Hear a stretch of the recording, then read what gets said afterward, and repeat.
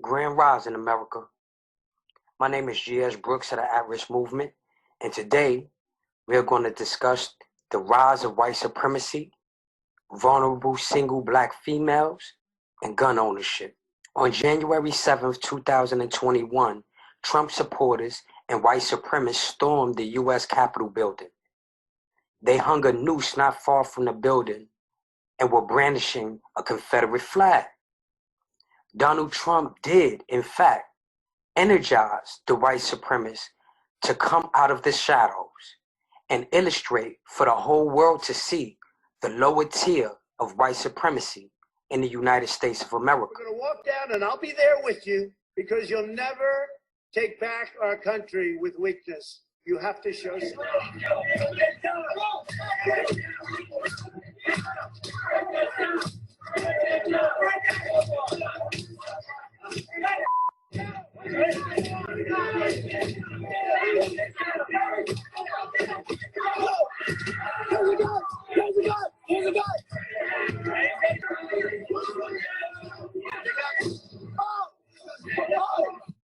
People like Joe Biden are often a worse form of white supremacy and racism, but more clever.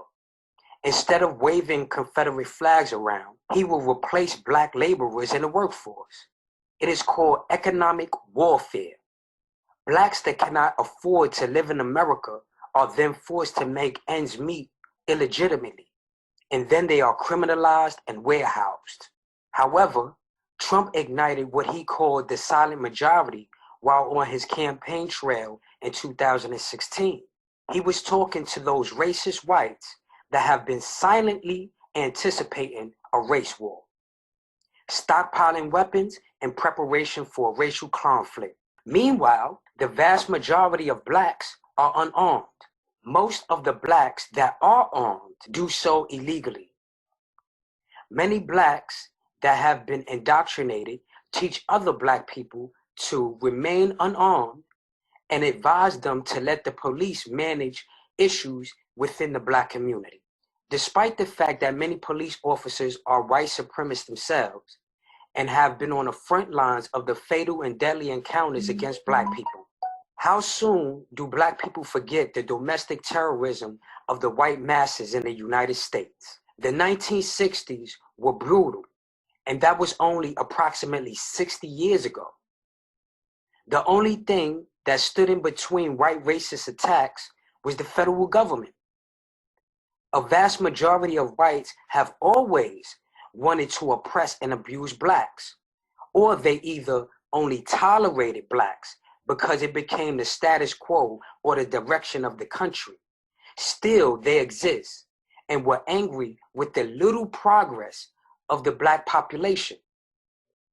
They were angry and jealous because they have always seen themselves as superior to blacks and had a false sense of entitlement, as if they are supposed to have more wealth, power, and privileges than blacks, simply because they're white. Still, the black population has rocked themselves to sleep, forgetting that it was commonplace for racist whites to bomb black people's homes. Never mind fires, crosses, nooses, and lynchings. White racists used to make homemade pipe bombs to kill and terrorize black people. I mean, you live under a situation like that constantly. And then you ask me, whether I approve of violence. I mean, that just doesn't make any sense at all. Whether I approve of guns. I grew up in Birmingham, Alabama. Some very, very good friends of mine were killed by bombs that were planted by racists. I remember from the time I was very small, I remember the sounds of bombs exploding across the street, our house shaking. I remember my father having to have guns at his disposal at all times because of the fact that at any moment, someone we might expect to be attacked. The man who was at that time in complete control of the city government, his name was Bull Connor, would often get on the radio and make statements like, niggas have moved into a white neighborhood, we better expect some bloodshed tonight. And sure enough, there would be bloodshed. After the 4 young girls who lived, one of them lived next door to me. I was very good friends with the sister of another one. My sister was very good friends with all 3 of them. My mother taught one of them in her class. My mother, in fact, when the bombing occurred, one of the mothers of one of the young girls called my mother and said, can you take me down to the church to pick up Carol? We heard about the bombing and I don't have my car. And they went down, and what did they find? They found limbs and heads strewn all over the place. And then after that, in my neighborhood, all the men organized themselves into an armed patrol. They had to take their guns and patrol our community every night because they did not want that to happen again. I mean, that's why when someone asks me about violence, I just find it incredible. Because what it means is that the person who's asking that question has absolutely no idea what Black people have experienced in this country since the time the first Black person was kidnapped from the shores of Africa. How many Black people know how to make bombs? How many Black people own or have even seen a real bomb? White people are free to make bombs in the basement of their rural towns, their rural white homes. Lonnie Kaufman of Alabama, whose vehicle allegedly contained 11 Molotov cocktails, a handgun, and an assault rifle. He was carrying 2 more guns. How many Black people know how to deactivate or disarm a bomb? Although it was commonplace in the United States for Black homes to be bombed by white terrorists, Blacks have not prepared themselves or their children on how to respond if something like that ever occurred again. What about firearms? Did you know that there's 71,031,535 white gun owners in the United States? There's only 37,144,530 African American descendants of slaves in the country in total. That means that there's more armed whites than the entire Black population in the United States. White people own double the amount of guns than there is Black people in the United States. Shouldn't that disturb Black people? Given the history of this country, let me make it simpler for you.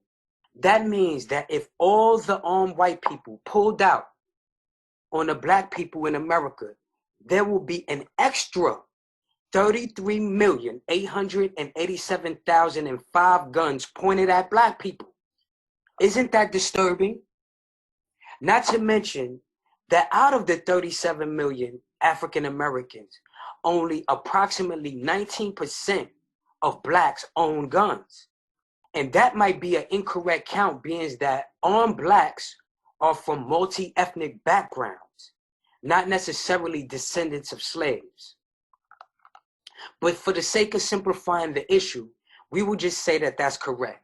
But that's only 7,057,640 Black gun owners. That number pales in comparison to 71 million white gun owners, whom possibly own multiple firearms. But why such a huge disparity when we are all citizens of the United States?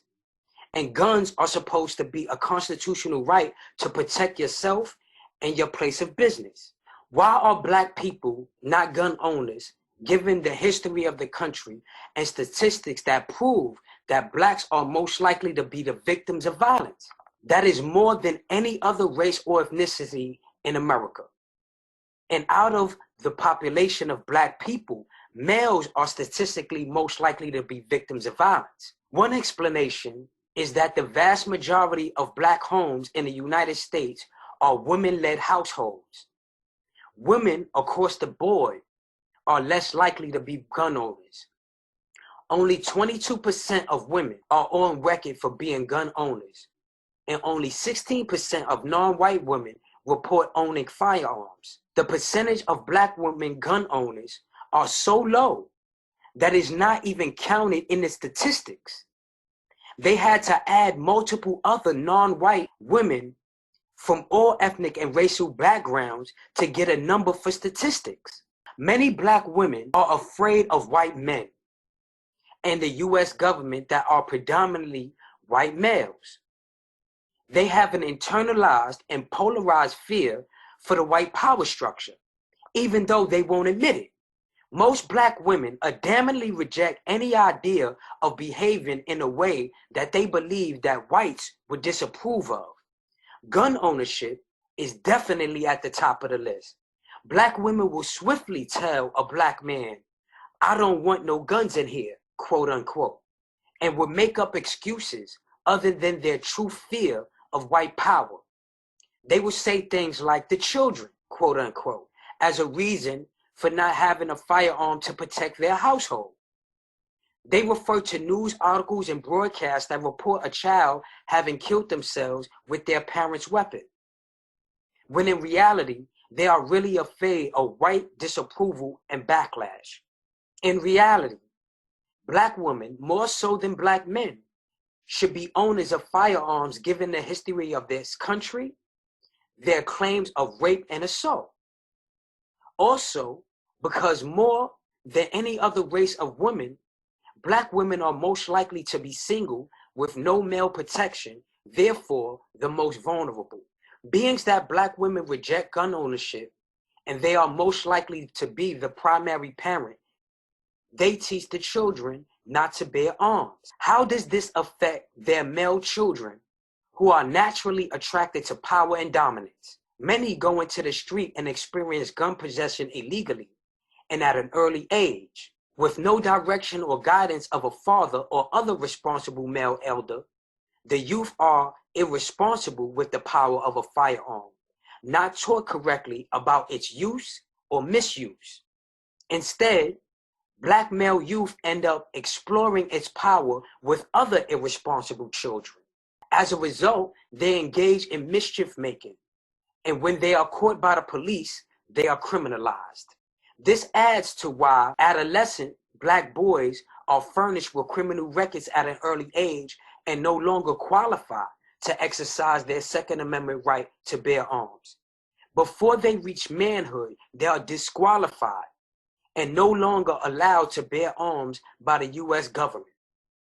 Those who do so illegally risk being arrested and detained for exercising a right that whites have in almost all ages throughout the entire country. This chain of events is a reflection of a black woman's fears of white power, white influence, and the educational system that is predominantly taught by whites. While white educators program blacks to be unarmed, they themselves are not only card-carrying members of gun clubs, they also stockpile weapons and teach their children how to use firearms at an early age.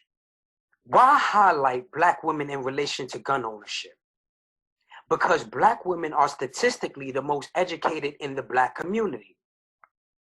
And who are they receiving their education from? Predominantly white institutions. Black women are statistically the most likely to be the head of the household, normally because they cannot accept black male authority and leadership. Black women are the primary teachers of black children, and they transfer culture and beliefs onto their offspring. Some basic solutions. 1. Black men become the head of the household in the black community. 2. Black women embrace, respect, and cherish black male authority. 3. Learn about the Second Amendment rights and the specific legal statutes in your state. Learn about competent and responsible possession and use of firearms. 4. Teach black children the power and responsibility of having firearms in the home. 5. Protect your family and invest in the preparation of protection at all times. If you are absolutely against gun ownership, invest in martial arts training. But keep in mind that self-preservation for self and kind is the first law of nature. I am G.S. Brooks of the At Risk Movement, and I approve this message.